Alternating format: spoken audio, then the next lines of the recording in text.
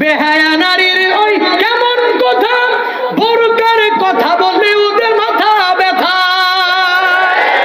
আবার পর্দার কথা যখন বলি, আছে না নাই? পর্দার কথা বললে, বোরকার কথা বললে আমাকে মা বোনকে মাথা গরম হয়ে যায়।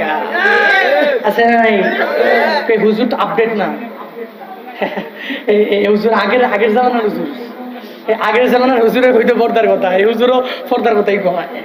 হ্যাঁ, আছে না নাই? আবার বোরকার কথা যখন বলি তখন হই আমি ফতুয়াবাদী,